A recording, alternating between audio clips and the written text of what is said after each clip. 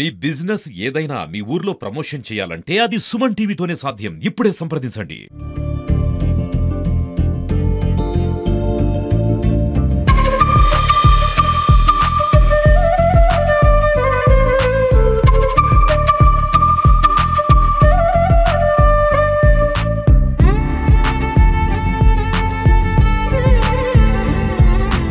Welcome to Suman TV. రాష్ట్ర ప్రభుత్వం ప్రతిష్టాత్మక చేపట్టిన భూభారతి చట్టం అమల్లోకి రానుంది. అసెంబ్లీలో కూడా చట్టం అమలు జరిగింది. అయితే దీని విధి విధానాలు, అదే విధంగా ఈ చట్టం సంబంధించి, అదే విధంగా రెవెన్యూ వ్యవస్థకు సంబంధించి విఆర్ఓ వ్యవస్థను కూడా ఇప్పుడు ముఖ్యమంత్రి రేవంత్ రెడ్డి గారు తీసుకొస్తా అని చెప్పాడు. దీనిపై మాట్లాడడానికి మనతో ఉన్నారు బాణాల రామరెడ్డి గారు, రాష్ట్ర రెవెన్యూ అసోసియేషన్ రాష్ట్ర అధ్యక్షుడు మనతో ఉన్నారు. ఒకసారి అతను అడిగి తెలుసుకున్నాం. ఎందుకంటే క్షేత్రస్థాయిలో అతను ఈ భూభారతికి సంబంధించి కావచ్చు, రెవెన్యూ వ్యవస్థకు సంబంధించి క్షేత్రస్థాయిలో అతను కొన్ని సూచనలు కూడా చేసినటువంటి సందర్భము ప్రభుత్వానికి. కాబట్టి ఒకసారి అతను అడిగి తెలుసుకుందాం. బాణాల రామరెడ్డి గారు నమస్తే సార్. నమస్తే సార్, ఇప్పుడు తీసుకొస్తున్నటువంటి భూభారతి చట్టము, అదే విధంగా అంటే ధరణి కన్నా భూభారతి చట్టం బాగుందంటారు? ధరణిలో ఉన్నటువంటి లోపాలను దృష్టిలో పెట్టుకొని ప్రభుత్వం అన్ని విధాలుగా ఆలోచన చేసే రైతులకు ఉపయోగపడే విధంగా ఈ భూభారతి పేరు మీద నూతన ఆర్ఓఆర్ యాక్ట్ తీసుకురావడం జరిగింది. దీని వల్లనే ఇప్పుడు సామాన్య రైతులు ఎవరైతే ఉన్నారో వాళ్ళందరికీ 100% మేలు జరిగే అవకాశం ఉంది. ఉదాహరణకి ధరణి చట్టంలో భూ యాజమాన్య హక్కులు ఏవైతే రైతులకు ఉన్నాయో వాటిని ఉన్న మాన్యువల్ పాని రికార్డును యాజ్ టీజ్ గా కంప్యూటరీకరణ చేయడం జరిగింది. ఆ ధరణి అంటే ఇంకా వేరే సపరేట్ గా గతంలో ఉన్నటువంటి యాక్ట్లకి ఏమి అమెండ్మెంట్ చేసి ఏమి తీసుకురాలేదు. దాంతో అందులో మేజర్ గా ఈ కబ్జా కాలం అనేది లేకుండా చేయడం జరిగింది. దాని వలన చాలా మంది రైతులు నష్టపోయే ప్రమాదం కూడా ఉంది. ఎందుకంటే సుమారుగా ఇవాళ 9,24,000 సాదా సేల్లీడ్ ద్వారా కొన్నటువంటి రైతులు ఉన్నారు రాష్ట్రంలో. కబ్జా కాలం తీసేసేసరికి ఎవరైతే మళ్ళా ఫస్ట్ పట్టదారు ఉండో వాళ్ళ పేరు మీదే పట్టదారు పాస్బుక్లు వెళ్ళాయి. ధరణిలో సార్ మేజర్ సమస్య అదే ఉండేది. ఎందుకంటే ఆ కాలంలో పట్టాదారు దానికి సంబంధించి కాలం తీసేసారు కాబట్టి ఆ సమస్య తోటి చాలా భూములు చేతులు మానేటువంటి పరిస్థితి కనిపించింది.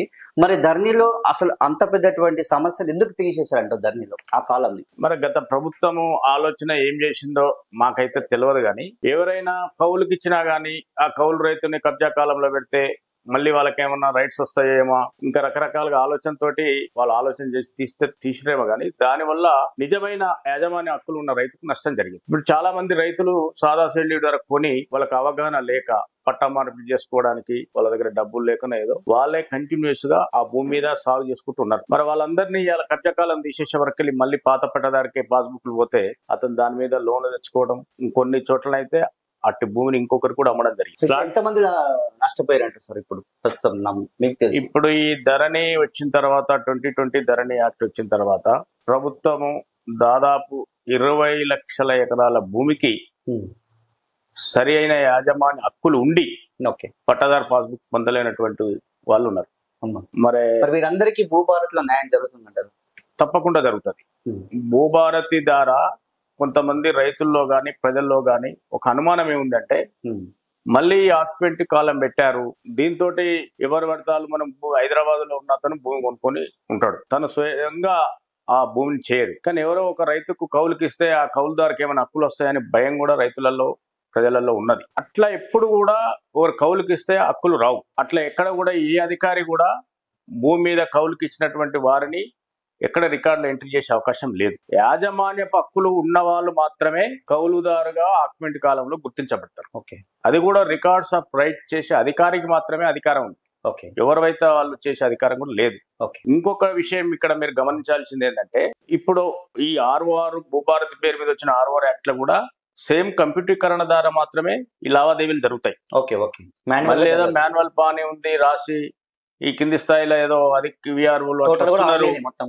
అట్లాంటి భయపడాల్సిన అవసరం లేదు. టోటల్ ఆన్లైనే ఉంటది. కాకపోతే అక్కడ ఉన్నటువంటి లోపాలని, రైతులకు జరిగే నష్టాలని దృష్టిలో పెట్టుకొని ఆ విధమైనటువంటి నష్టం సామాన్య రైతుకు జరగొద్దనే ఈ ముఖ్యమంత్రి గారు, మన రెవెన్యూ మంత్రి గారు ఆలోచన చేసి సార్ ఒకటి ఏంటంటే ధరణిలో మ్యూటేషన్ అనేది చాలా బాగుంది, రిజిస్ట్రేషన్ అనేది చాలా బాగుందని చెప్తున్నారు. మరి దానికి సంబంధించి అంటే వెంబడే మ్యూటేషన్ కావచ్చు, మరి రిజిస్ట్రేషన్ వెంబడే మార్పిడి జరుగుతుంది కదా, దాన్ని మరి ఈ భూభారతిలో వారం రోజుల అని చెప్తున్నారా, నిజమేనా? ఇప్పుడు గతంలో ధరణి యాక్ట్లేమో ఈ రోజు స్లాట్ బుక్ చేస్తే రేపు రిజిస్ట్రేషన్ ఆటోమేటిక్ గా రిజిస్ట్రేషన్ అయ్యేది, మొటేషన్ ఆటోమేటిక్ వచ్చేది. అవును. దానివల్ల కొంత ప్రమాదం కూడా ఉంది అని ఇక్కడ ఈ చట్టాన్ని తయారు చేసేటటువంటి నిపుణులు ఆలోచన చేసి ఓకే రిజిస్ట్రేషన్ అయిన వెంటనే మొటేషన్ కాకుండా కొంత టైం పెడుతున్నారు. ఈ టైం లోపల ఆ తహసీల్దార్ గాని కింది స్థాయి అధికారి గాని ఎంక్వైరీ చేసి తర్వాత ఆటోమేటిక్ గా మొటేషన్ చేసే అవకాశాన్ని ఇప్పుడు ఈ చట్టంలో పొందుపరిచారు. ఎందుకు జరుగుతుందంటే ఉదాహరణకి ఈ విషయంలో ఇప్పుడు ఆల్రెడీ ఎప్పుడో లేఅవుట్ అయినటువంటి భూములకు కూడా ఆన్లైన్ రికార్డులు వస్తున్నారు. ఆ ఫీల్డ్ వెరిఫికేషన్ లేకుండా ఆయన అమ్మితే మళ్ళీ ఆ భూమి మీద సేల్ ట్రాన్సాక్షన్ జరుగుతున్నాయి. దాంతో ఆ సివిల్ డిస్ప్యూట్ క్రిమినల్ డిస్ప్యూట్ గా మారి ల్యాండ్ ఆర్డర్ తలెత్తే ప్రమాదం కూడా ఉంది. అందుకోసం ఒక 1 వీక్ 10 days రేపు ఈ చట్టం ఇంకా పూర్తి స్థాయిలో ఆమోదమై రూల్స్ ఫ్రేమ్ చేసిన తర్వాత ఆ 1 వీక్ లోపల ఈ రిజిస్ట్రేషన్ అయినటువంటి భూమి ఏదైతే ఉందో దాన్ని మొటేషన్ చేసే టైం ఫిక్స్ చేస్తారు. ఆటోమేటిక్ గా అప్పుడు మొటేషన్ కూడా పక్కడబందిగా అవుతుంది. అంటే ఏదన్నా వివాదం ఉన్నటువంటి భూమికి పాస్బుక్లు మాత్రం జారీ చేయబడవు. ఓకే, అంతా ఆన్లైనే కదా సార్. మరి అప్పుడు ఎట్లా వివాదాన్ని మీరు ఎట్లా పరిస్థితి చేస్తారు? తహసీల్దార్ లాగిన్ లో స్టార్ట్ బుక్ చేసి రిజిస్ట్రేషన్ అయిపోతుంది. ఓకే, అది తహసీల్దార్ లాగిన్ లోకి వచ్చేస్తుంది. ఓకే, రాగానే ఆ డేట్ నుంచి ఆయన ఆర్ఐకి ఆదేశాలు జారీ చేస్తాడు. ఓకే, ఫీల్డ్ వెరిఫికేషన్ చేసుకొని రండి, ఓకే, పలానా సర్వే నెంబర్ లో పలానా ఎల్లయ్య గారి భూమి ఈ మల్లయ్య కమ్మిండు, ఓకే, అక్కడ ఉన్నటువంటి ఏమైనా లేఅవుట్లు అయినాయా, కన్స్ట్రక్షన్స్ ఉన్నాయా, ఓకే, ఈ భూమిలో క్షేత్రస్థాయిలో ఏమైనా కోర్టు కేసులు ఉన్నాయా, ఓకే, దీనికి సంబంధించి ఏమైనా వివాదం ఉందా, ఓకే, మీరు ఎంక్వైరీ చేసి రిపోర్ట్ ఇస్తే ఆయన సాటిస్ఫై కాగానే ఆటోమేటిక్ పిటిషన్ శాంక్షన్ చేస్తారు. సార్ ఒకప్పుడు నిజాం కాలంలో 39 కాలమ్స్ ఉండేవి, తదనంతరం 22గా మారింది, తదనంతరం 6గా మారింది ధరణిలో. ఇప్పుడు ఎన్ని కాలమ్స్ ఉండబోతున్నాయి ఈ భూభారతిలో? ఇప్పుడు భూభారతిలో కాలమ్స్ మాత్రము ఈ ఆక్యుమెంట్ కాలంతో కలుపుకొని సుమారు 13 కాలమ్స్ ఏదో ఇంకా ఫైనల్ కాలేదు. అంత రూల్స్ ఇంకా ఫ్రేమ్ చేసేది ఉంది. ఓకే, 13 కాలమ్స్ అంటే 13 వస్తాయా 14 వస్తాయా కానీ ఆ రూల్స్ ఫ్రేమ్ చేసి దాని ప్రకారం చేస్తారు. ఇప్పుడు ధరణిలో 33 మాడ్యూల్స్ పెట్టారు. ఓకే, మనం ఒక్కొక్క సమస్యకి ఒక్కొక్క మాడ్యూల్ ద్వారా అప్లై చేసుకోవాలి. అవునవును. ఈ సామాన్య రైతుకి ఏం తెలుస్తుందండి? అవును, తెలియదు. రెగ్యులర్ గా మేము రెవెన్యూలో పనిచేసేటువంటి వ్యక్తులకే ఒక రైతు వచ్చి ఈ సమస్య ఉంటే ఇది ఏ మాడ్యూల్లో పెట్టుకోవాలి సార్, నాకు ఈ సమస్య ఎట్లా పరిష్కారం కావాలంటే మేము వెంటనే చెప్పేటటువంటి అవకాశం లేకుండా మళ్ళీ ఈడిఎం కోర్టు ధరణి అనేది చదువుకున్నటువంటి వ్యక్తులకు మాత్రమే అర్థమవుతుంది, మామూలు సామాన్య రైతుకు అర్థం కాదని చెప్తారా? అర్థం కావాలంటే కష్టమే ఉంది. ఎందుకంటే ఇప్పుడు సామాన్య రైతు ఇంత ముందుకు ఒక అధికారి దగ్గరకు వచ్చి సమస్య ఉందంటే అక్కడనే ఆ సమస్య పరిష్కారం అయ్యే అవకాశం లేకుండా మేము కూడా ఏం చెప్తాము, అరే ఒక రైతు పేరు మీద ఆన్లైన్ లో పేరు వస్తుంది, డిఎస్ పెండింగ్ అని ఉంటది, అంటే డిజిటల్ సిగ్నేచర్ కాలేదు, నేను ఏం చేయాలి సార్, నాకు పాస్బుక్ రావాలి, నేను లోన్ తెచ్చుకోవాలని రైతు మా దగ్గరకు వస్తాడు. ఆ డిఎస్ క్లియర్ కోసం డిఎస్ చేయమనే ఒక మాడ్యూల్ ఉంటది, దాంట్లో పెట్టుకోవాలని చెప్పాలి. మరి అన్ఎడ్యుకేటెడ్ రైతు మళ్ళీ మీ సేవ దగ్గరికి పోయి అక్కడ ఉన్న వాళ్ళని అడిగి వాళ్ళు సూచన మేరకు వాళ్ళు చేసిన దాని మేరకు అప్లై చేసుకొని రావటం. ఖచ్చితంగా అవగాహన అనేది మీరే కల్పించాలంటారు. మళ్ళీ అవగాహన అనేది ఒక విద్యావంతులే కల్పించాలి ఇప్పుడున్నటువంటి పరిస్థితి. అంతే, మరి తనకు తనైతే ఇమీడియట్ గా అయ్యేటట్టు అయితే లేదు. అందులో ఉన్నటువంటి 33 మాడ్యూల్స్ అంటే రకరకాలుగా ఇష్యూస్ ఉన్నాయి కాబట్టి వాటన్నిటిని మాకే ఇంకా పూర్తి స్థాయిలో అవగాహన లేని రైతు ఏ విధంగా క్యాచ్ చేయగలుగుతాడు? దాంతో కొన్ని సమస్యలు అయితే ఉన్నాయి. ఇంకో క్వశ్చన్ సార్, ఇప్పుడు ఆధార్ నెంబర్ ఎలా ఉందో అలాంటి నెంబరు భూదానికి సంబంధించి రైతుకు ఒక నెంబర్ ఇచ్చే అవకాశం భూభారతిలో ఉందంటారు, అట్లా ఏమైనా నెంబర్ కేటాయించే అవకాశం ఉందా సార్? ప్రభుత్వ ఆలోచన అయితే తప్పకుండా ఉన్నది. భూదార్ అని ఒక రైతుకు ఒక అకౌంట్ నెంబర్ లాగా ఇవ్వాలనేది ఉన్నది. ఓకే, అయితే ఇప్పుడు మనము ఎప్పుడో భూ సర్వే జరిగినటువంటి చేసి తయారు చేసిన రికార్డ్స్ మాత్రమే మనకు ఉన్నాయి. ఓకే, మళ్ళీ ఆ రికార్డ్స్ ను సమర్థవంతంగా తయారు చేయాలంటే మళ్ళీ ఎంటైర్ భూమిని మొత్తం సర్వే చేయాలి. ఓకే, ఆ సర్వే చేస్తే గనక ఈ భూ ఆధార్ అనేది రైతులకు ఇవ్వడం చాలా ఈజీ అవుతుంది. సర్వే మొత్తం చేయాల్సి వస్తుంది. ఎందుకంటే ఆ సర్వే చేసే క్రమంలో కూడా చాలా సమస్యలు ఉన్నాయి. ఓకే, వాటన్నిటిని ప్రభుత్వం మరి ఒక సమగ్రంగా ఆలోచన చేసి వీటిని తప్పకుండా సర్వే చేసి భూ ఆధారు ప్రతి సమస్యకి ఒక పరిష్కారం రైతుకు లభిస్తుంది అనే పరిస్థితి మాత్రం కల్పించాల్సిన అవసరం ఉంది. సార్ అట్లే భూ కిట్ అంటే సపోజ్ పానీలు కావచ్చు, లేకుంటే చేతివారు కావచ్చు, ఇలాంటివి కావాలనుకున్నప్పుడు చాలా ఇబ్బంది పరిస్థితి ఉంది.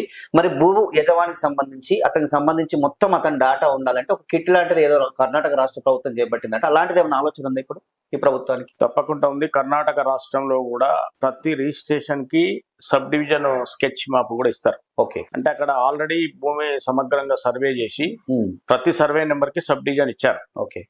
మన దగ్గర అది జరగలేదు కాబట్టి ఇప్పుడు కూడా ఈ చట్టంలో కూడా రిజిస్ట్రేషన్ తో పాటు స్కెచ్ కూడా ఇవ్వాలి సర్వే చేసి అనేది ప్రభుత్వం అయితే పెట్టింది. ఓకే. కానీ అది ఇప్పటికిప్పుడే ఇంప్లిమెంటేషన్ కాదు. ఓకే. అది కాలేదు కాబట్టి రేపటి నుంచి రిజిస్ట్రేషన్లు ఆగిపోతాయి కావనే ఆందోళన కూడా అవసరం లేదు. ఓకే. ఆన్ గోయింగ్ ప్రాసెస్ గా రోజు జరుగుతూనే ఉంటాయి. ఓకే. రేపు రాబోయే రోజులలో అక్కడ ఫీల్డ్ లెవెల్లో ఉన్నటువంటి సమస్యలను దృష్టిలో పెట్టుకొని అప్పటికప్పుడు ఇవన్నీ 1 by 1 అన్ని తీసుకొస్తారు. ఆ విధంగా ఇప్పుడు మనము రిజిస్ట్రేషన్ అయిన వెంటనే సపోజ్ మన ఈ రెసిడెన్షియల్ ప్లాట్స్ ఉంటాయండి. ఓకే. అవి రిజిస్ట్రేషన్ చేసుకుంటాం. అవునవును. ఫలానా సర్వే నెంబర్లో ఇన్ని స్క్వేర్ యార్డ్స్ అని చేసుకుంటాం. ఓకే. చేసుకుని దాని వెనకాల కూడా మ్యాప్ ఉంటది కదా విత్ మెజర్మెంట్స్ తోటి. అవునవును. అదే విధంగా అగ్రికల్చర్ ల్యాండ్ కూడా ఉంటే ఓకే. రైతుకు ఫ్యూచర్ లో ఏ ఇబ్బంది ఉండదు అనేది ప్రభుత్వ ఆలోచన. ఓకే. ఓకే. దాని వల్ల కొన్ని సమస్యలు ఉండొచ్చు.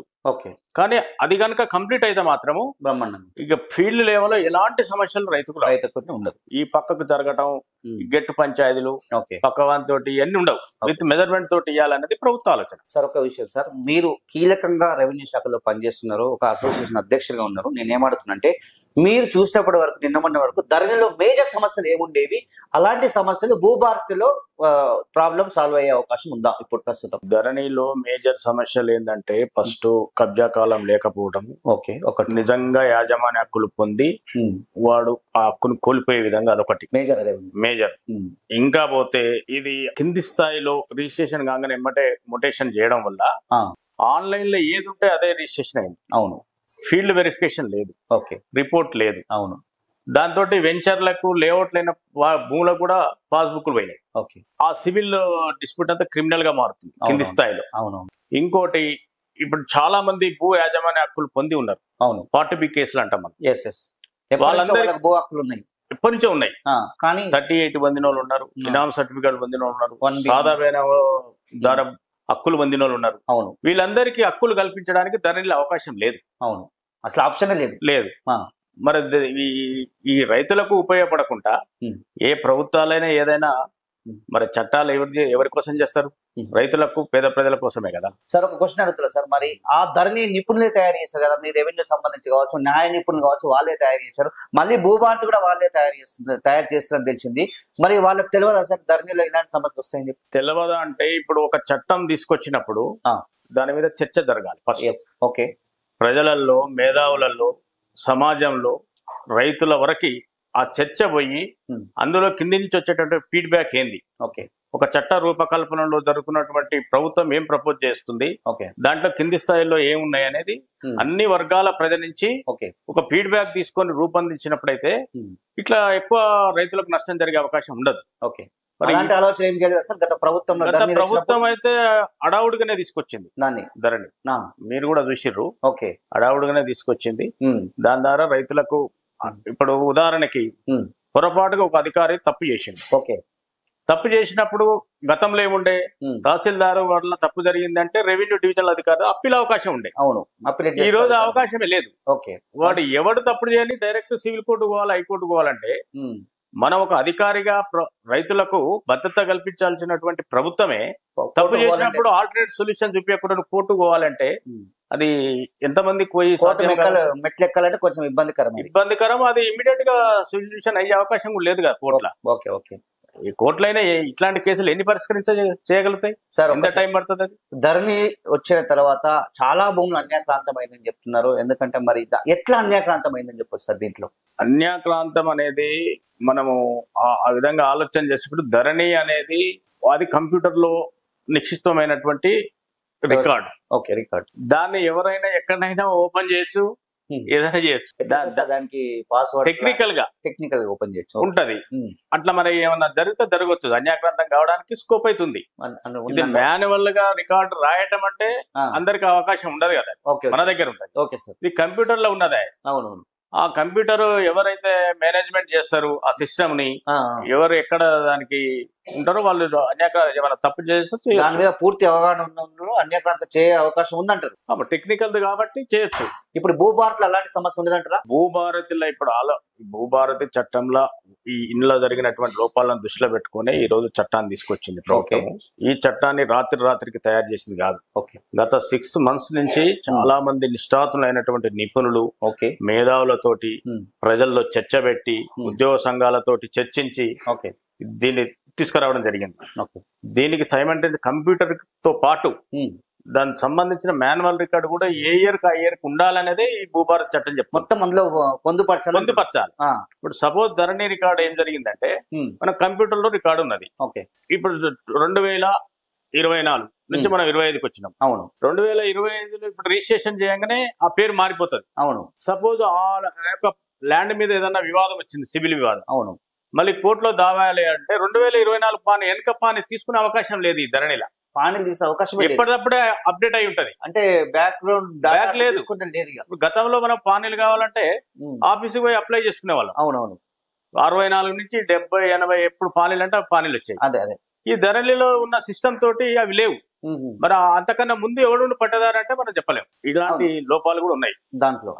ఇప్పుడు వాటన్నిటిని దృష్టి పెట్టుకో భూభారతిలో ఏ ఇయర్ కా ఇయర్ ఈ ఎట్లయితే కంప్యూటరీకరణ చేస్తారో దాని ద్వారానే ఒక రికార్డును కూడా మాన్యువల్ గా కూడా మనము సెక్యూరిటీ చేసుకోవాలనేది ఈ చట్టం ద్వారా తీసుకొస్తారు. సార్ ఫైనల్ గా సార్, భూభారతి అనేది భూ యజమానికి ఉపయోగపడే విధంగా ఉంటుందా, లేదంటే సేమ్ ధరణి లాగానే ఇబ్బందికరంగా ఉంటుందా? మీ యొక్క ఆలోచన, ఎందుకంటే మీరు కూడా సలహాలు ఇచ్చారు రెవెన్యూ పరంగా, మీ ప్రకారం ఎట్లా ఉండబోతుంది ఫైనల్ గా?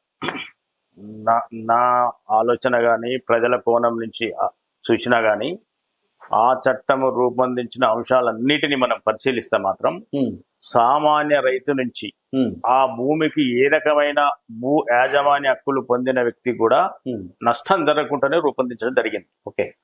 దాని ఇంప్లిమెంటేషన్స్ లో కొంచెం చిన్న ఇబ్బందులు వస్తే రావచ్చు.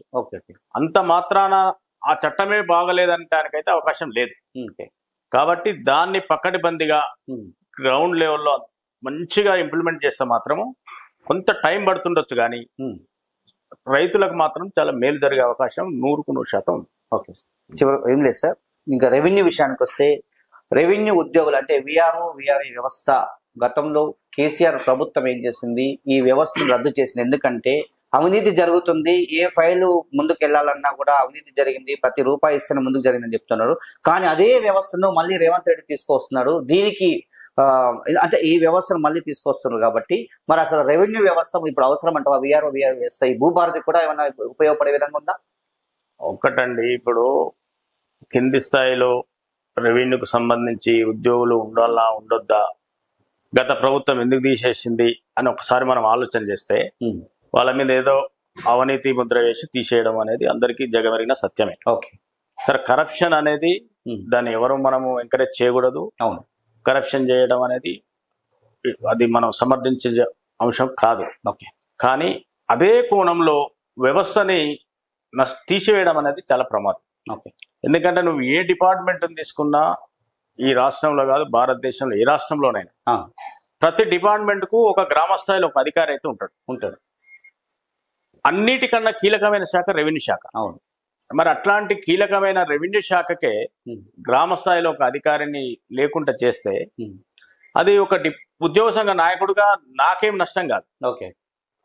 కానీ ప్రజలకి ఇలా వాళ్ళ సమస్య ఉంటే వెంటనే తన ఊర్లో ఉన్న అధికారికి చెప్పే అవకాశం లేకుండా చెప్పుకోలేకపోయాడు. ఎక్కడ చెప్పుకోవాలో తెలియని పరిస్థితి పోయింది.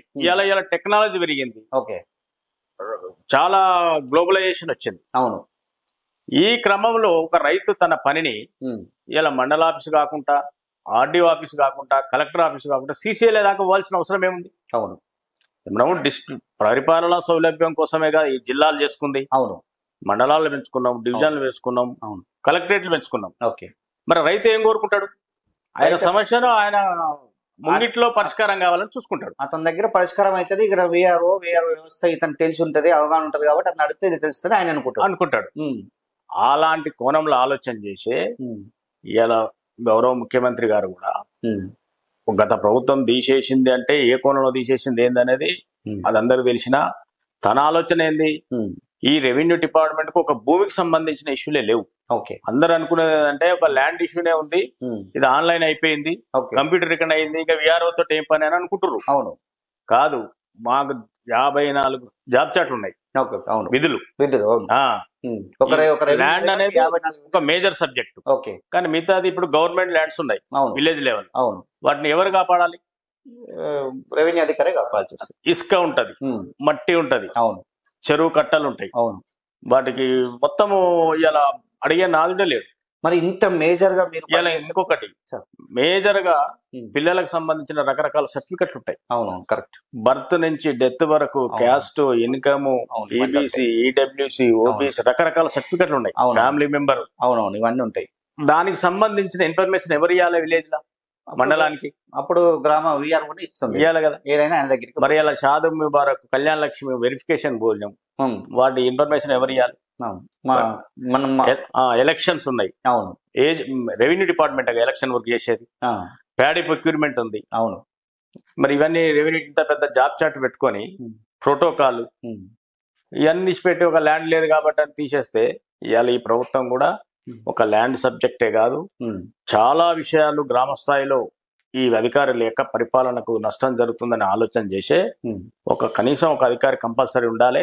ఈ ప్రజలకు వెంటనే సమస్యలు పరిష్కారం కావాలి. ఇది ముఖ్యమంత్రి గారికి వచ్చిన ఆలోచన అంటారా, లేకుంటే ఉద్యోగ సంఘాలుగా మీరు ఇచ్చినటువంటి ఆలోచన, లేదంటే ఎవరు ఇచ్చింది సార్? ఇప్పుడు మళ్ళీ ఒకవేళ ఉద్యోగ సంఘాలు మళ్ళీ తీసుకురావాలని చెప్పినా దాంట్లో అవసరం ఉందా లేదా అన్ని కోణాల ఆలోచన చేసే ప్రభుత్వం నిర్ణయం తీసుకుంటది. ఓకే, కానీ మేము చెప్పంగానే చేయడం అని కాదు. వాళ్ళకుండే రిపోర్ట్ వాళ్ళకుంటది. దీనివల్ల తీసేయడం వల్ల రైతులకు ఎలాంటి నష్టం జరుగుతుంది, ఏమి ఇబ్బంది అవుతుంది, అన్ని కోణాలు ఆలోచన చేసే ప్రభుత్వ పరంగా కూడా ఇప్పుడు అనేక రకమైన వెల్ఫేర్ స్కీమ్స్ ఇస్తారు ప్రజలకి. ఓకే, వాటి బెనిఫిషియర్స్ ని గుర్తించాలి, ఆ స్కీమ్స్ ని ఇంప్లిమెంట్ చేయాలి. ఓకే, మరి అలాంటి క్రమంలో కింది స్థాయిలో అధికారం లేకుండా ఎట్లా ప్రజలకు ఎట్లా చేరవేస్తారు?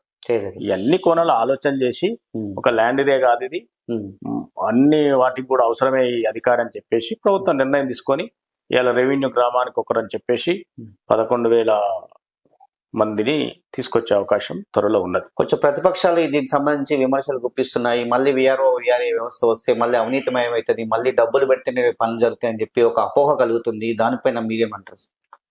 ప్రతిపక్షాలు సరే ఏ కోణంలో మాట్లాడుతున్నది వాళ్ళ విజ్ఞతకు వదిలేదాం కానీ, ఓకే, ఇప్పుడు గతంలో లాగా మాన్యువల్ రికార్డ్ రాసేది ఉండదు, ఎస్, మొటేషన్ చేసేది ఉండదు, అంత ఆన్లైన్ సిస్టమ్ అయినప్పుడు నీకు వచ్చిన అధికారిని ఇంకా అవినీతి చేసేదే ఉంది, రైతుని ఇబ్బంది పెట్టే అవకాశం ఎక్కడ ఉంది? కావాలి దాన్ని చేయడం తప్పించి ఆ స్కోపే లేదు కదా ఇక్కడ. అవునవును. కాబట్టి అలాంటి ఎవరికి, ఏ రైతులు కానీ సమాజంలో ఉన్న ఎవరు కూడా అలాంటి భయాందోళనకు గురి కావద్దు, ఆ విధమైన ఆలోచన చేయకూడదు. Okay, okay. Final sir, final question, ఈ భూభారతి చట్టము ఏ విధంగా ఉంటుంది, ఎంత మందికి మేలు చేసే విధంగా ఉంటుంది చెప్పండి ఫైనల్. ఈ భూభారతి చట్టం ద్వారా ఇంకా దగ్గర 20 లక్షల ఎకరాలకి భూ యాజమాన్య హక్కులు కలిగి ఉండి పార్ట్ బి కింద ఉండిపోయిన వాళ్ళందరూ కూడా భూ యాజమాన్య హక్కులు పొంది పట్టదారు పాస్బుక్ పొందే అవకాశం ఒకటి ఉంటుంది. ఓకే. నెంబర్ 2, దాదాపు 9,24,000 సాదా బైనామా కేసులు ఉన్నాయి, అన్రిజిస్టర్డ్ సేల్ డీడ్స్. ఓకే, వాళ్ళు కూడా రెగ్యులర్ అయ్యే అవకాశం ఉంటుంది. వాటి కూడా రైతుల కోణంలో ఆలోచన చేసినాం. Okay, okay. ఇంకా మిగతా విషయాలకి పోతే ఇప్పుడు ఏవైతే మనం ధరణి ద్వారా ప్రతిదానికి కలెక్టర్, సిసిఎల్ఏ పోయేవన్నీ కూడా తగ్గి మండలం నుంచి జిల్లాకు, జిల్లా నుంచి సిసిఎల్, డివిజనల్ ఆఫీసర్ మండల ఆఫీస్ పరిధిలోనే రైతులకు మేలు జరిగే విధంగా ఈ చట్టాన్ని రూపొందించారు. Okay, okay. ఈ ఒక్క విషయం సార్, సాక్వేషన్ ఇది ఉంది కదా, దానికి సంబంధించి అసలు ఇప్పుడు ఎట్లా ఉండబోతుంది? అప్పుడు ఉన్న సాఫ్ట్వేర్ ఎన్ఐసి అంటే అది మన సెంట్రల్ గవర్నమెంట్ రూపొందించిన సంస్థనే కాబట్టి ప్రభుత్వము సంబంధించిన సాఫ్ట్వేర్ ఉంటేనే బాధ్యతాయుతంగా ఉంటది, తప్పులు జరిగే అవకాశం ఉండదు. ఈ రైతులకు సంబంధించిన యాజమాన్యమైన రికార్డు కాబట్టి ఇది భద్రంగా ఉండాలంటే ఇట్లాంటి సంస్థనే నిర్వహించాలని ముఖ్యమంత్రి గారు దానికి మార్చడం జరిగింది. అందులో ఏమి అంటే అవినీతి జరిగే అవకాశం లేదంటారా? దానికి సంబంధించి సాంకేతిక పరంగా చూసినట్లయితే అవినీతి 99% జరిగే అవకాశం ఉండదు. ఇది ప్రభుత్వం నిర్వహించేటటువంటి సంస్థ కాబట్టి ప్రైవేట్ కి గవర్నమెంట్ కు తేడా ఉంటది కదా. ఎట్లా ఎవరైనా గవర్నమెంట్ ఎంప్లాయ్ అయినా ఏదైనా తప్పు చేసిన ఉద్యోగం ఎక్కడ పోతుందని భయంతో తప్పు ఎందుకు చేస్తారు? ఒకవేళ చేస్తే ఆయన ఉద్యోగానికి నష్టం జరుగుతుంది. ఇది బాణాల రామరెడ్డి గారి అభిప్రాయము. ఎందుకంటే భూభారతి చట్టం పకడ్బందీగా ఉంటుంది, ధరణి కన్నా రైతులకు ఎక్కువ మేలు చేసే కార్యక్రమం తీసుకున్నారు ముఖ్యమంత్రి గారు. దానికి సంబంధించి మేము కూడా ఎన్నో సూచనలు ఇచ్చాము. ఖచ్చితంగా భూభారతి చట్టం అనేది రైతులకు ఈ దాదాపు 20 లక్షల మంది రైతులకైతే లబ్ధి పొందుతుంది. ఈ చట్టంలో ఎలాంటి అవినీతి జరగదు. ఈ చట్టానికి సంబంధించి ప్రతి ఒక్క రైతుకు కూడా లాభం చేసే కార్యక్రమం చెప్తున్నాడు. అలాగే రెవెన్యూ వ్యవస్థ ఖచ్చితంగా అవసరము. ఎందుకంటే రెవెన్యూ వ్యవస్థ అనేది కేవలం భూములకు సంబంధించింది కాదు, మా 54 విధులు నిర్వర్తిస్తాము. కాబట్టి రెవెన్యూ వ్యవస్థ ఖచ్చితంగా ఉండాలి. గత ప్రభుత్వమే తప్పు చేసింది కాబట్టి ఈ ప్రభుత్వంలో ముఖ్యమంత్రి రేవంత్ రెడ్డి గారు ఖచ్చితంగా మంచి నిర్ణయం తీసుకున్నారని చెప్పి మనకున్నటువంటి అంటే మనకు చెప్పినటువంటి విషయము. అలాగే ఈ రెవెన్యూ వ్యవస్థలో ఏదైతే ఇప్పుడు 54 ఉన్నాయో అవన్నీ కూడా పకడ్బందీగా మేమైతే చేస్తాం తప్ప మిగతా ఎవరి వల్ల కాదని చెప్పినటువంటి విషయం.